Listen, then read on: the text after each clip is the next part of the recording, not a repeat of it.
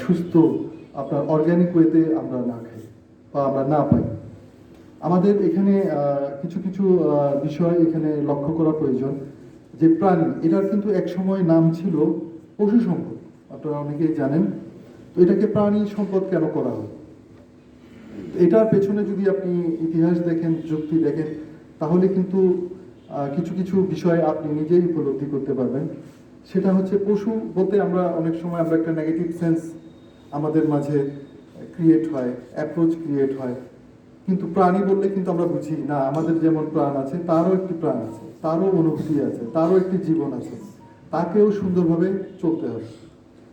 একটি প্রাণীকে আমি যদি সুন্দরভাবে না চালাই, আই মিন তার জীবন ধারণের জন্য যে খাবারগুলো দেওয়া উচিত, উন্নত মানের খাবার, সেটা কিন্তু আলটিমেটলি আমারই ক্ষতি করছে এবং আমার ভবিষ্যৎ প্রজন্মকেই কিন্তু ক্ষতির মুখে ফেলছে। কারণ আপনারা জানেন যে ইংরেজিতে একটি কথা আছে, ইউ আর হোয়াট ইউ ইট। আমরা যা খাই। সুতরাং আমরা যদি খারাপ কিছু খাই, সেটার কিন্তু আলটিমেটলি ইফেক্ট আমার চলনে, বলনে এবং আমার স্বাস্থ্যে, শরীরে, মনে, সেটার কিন্তু প্রভাব অবশ্যই পড়বে। সুতরাং আমাদের প্রাণী সম্পদ যেগুলো আছে তাদের খাবারের প্রতিও কিন্তু আমাদের নজর দিতে হবে। আমাদের ফিড নির্বাচনের ক্ষেত্রে আমাদের অবশ্যই উন্নত মানের ফিড দিতে হবে, সতর্ক থাকতে হবে ও কী খাচ্ছে না খাচ্ছে, কারণ ও যা খাচ্ছে সেটা কিন্তু আলটিমেটলি আপনার শরীরে ঢুকবে। আমরা যেন তেনভাবে পরিবেশ দূষণ করছি পলিথিন দিয়ে।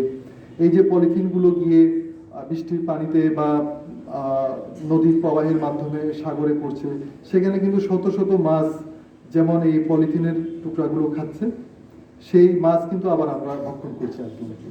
সেটা কিন্তু শরীরে গিয়ে আমাদের ক্যান্সারের উপাদান তৈরি করছে। Similar is the case for animal or livestock. আমরা ওদেরকে যা খাওয়াচ্ছি সেটা কিন্তু আলটিমেটলি আমাদের শরীরে এসে পড়বে এবং আমরা আমাদের নিজেদেরই ক্ষতি করব। আর এখানে সবচেয়ে সেজন্য আপনারা যদি প্রাণী সম্পদ অধিদপ্তরের ওয়েবসাইট দেখেন, সেখানে দেখবেন যে আমাদের ভিশন কি, মিশন কি, এখানে কিন্তু